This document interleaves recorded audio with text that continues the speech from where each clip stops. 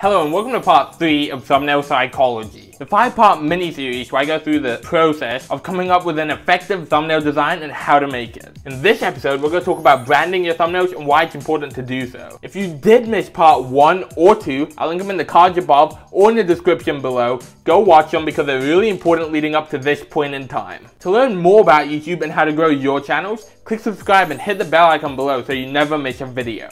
Now I realize some of you might not actually know what thumbnail branding is. And I bet some of you have no clue why it's even important. Well, thumbnail branding is the consistent part of your thumbnail that's recognizable in almost every one of the thumbnails you upload on YouTube. It's important because it allows people to recognize your videos easily in suggested videos in search and on your channel. It also helps make your channel more memorable to new viewers and new potential subscribers. I'll give you an example really quickly. Let's say a new viewer comes on your channel, they love watching one of your videos and they want to watch another one. They quickly glance over to the suggested video bar and think, which one should I watch next? But you have completely random thumbnails in all of your videos and they have no idea which one's yours. Now of course they can just look at the name of the channel, but that's really small underneath each thumbnail. And then a really exciting, vibrant, popping thumbnail pops out at the viewer and they instantly click that and boom, they're gone from your channel forever, even though they loved your content and wanted to watch another one of your videos. Now let's look at another example. This channel B. Someone comes on your channel, they love watching your video and they want to watch another one. You've branded all of your thumbnails so that they all look similar and you can easily recognize them in search. The viewer glances over to search and they see a ton of your videos there and they completely ignore all the other suggestions because they know what they're looking for. They're looking for you. Now that we've established what thumbnail branding is and why it's important in the first place,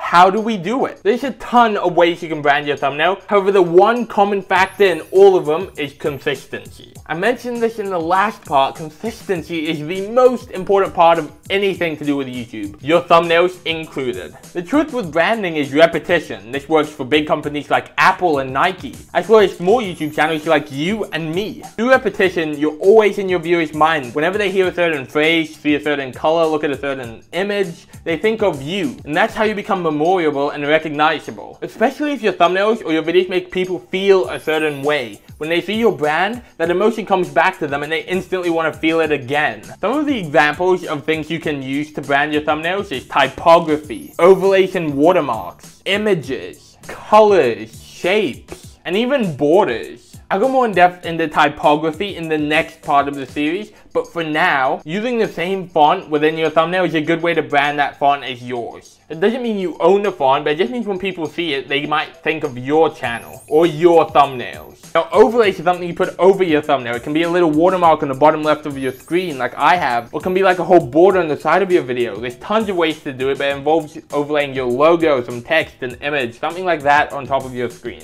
In my thumbnails, I use a border mixed with an overlay as part of the way I brand my thumbnails. It's big enough so that it's noticeable, but it still leaves tons of valuable screen real estate for me to put other elements of my thumbnails into, like text and images. It's memorable because it's recognizable in all of my thumbnails on my channel, so when you see that, you think of all my other videos. You can also use common images to brand your thumbnails. For example, if you're always in your videos, I mentioned this in my last part, thumbnails with faces get a lot more clicks than thumbnails with just text.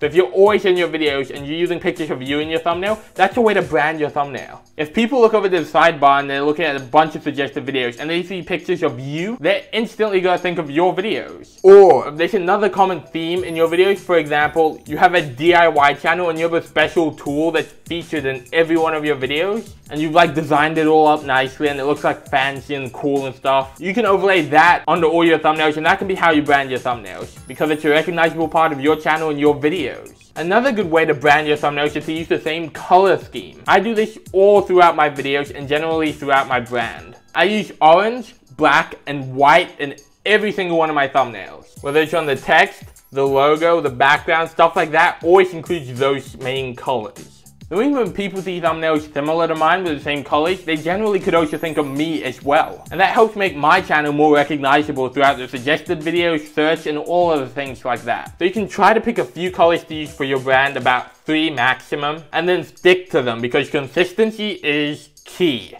Also, for the colors you choose, Try to keep them similar. For example, warm colors like orange, red, yellow, colors like that. Or cooler colors like blue, green, stuff like that. You kind of want them to be similar. They don't have to be exactly the same. For example, you can toss black or white in there like I have. But you generally want them to look nice next to each other. There's a couple of colors, and I know that you've seen thumbnails like these too, where the colors just don't match up next to each other and they should never be placed in the same thumbnail. Something Brian G. Johnson, one of my favorite YouTube creators, does to brand his thumbnails is the clever use of shapes. He uses shapes in the background of his thumbnails, such as the black rectangle or the red rectangles, to make a memorable pattern in his thumbnails. So whenever you look in the sidebar, you always notice it and you go, that's one of his thumbnails. The black and red's always placed over each other so that you can see the certain shapes and you recognize them. This bleeds over into style because you want to brand your thumbnails in your own style. You can obviously copy what other people are doing, but no one's going to recognize the thumbnails as yours because they're not your own style. I've taken elements from a bunch of different YouTube creators and I blended them together and added my own twist to them to make it my own thumbnails. My thumbnails are pretty unique, the colors are pretty unique, the way it's done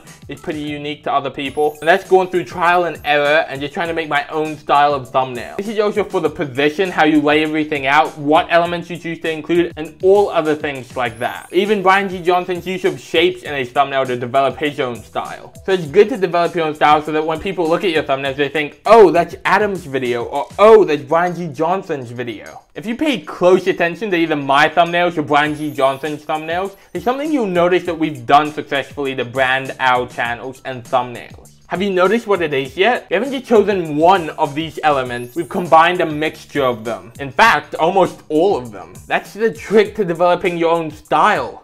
Combining all the elements to brand your own thumbnails in your own unique way. Don't just go combine all the elements in the same way. Don't just go use the same colors with the same layout, with the same border and overlay and images and all of that stuff. So if you combine all those different parts together using your own ideas, you'll get your own unique style that's recognizable to you. How do you currently brand your thumbnails? Let me know in the comments below. Congratulations, you completed part 3. Make sure to turn notifications on so you don't miss the next part because it's definitely a good episode. You don't want to miss it. If you want to learn more, you can rewatch the other episodes. I'll link in the cards as well as below and see if you missed any nuggets of information that you might have skipped over. If this video has helped you and you want to continue attacking the struggles you face on YouTube, click subscribe by hitting the circle over there and click one of the videos below to continue learning about YouTube and the ways you can grow your channel. Once again, thank you for watching. Have an awesome day.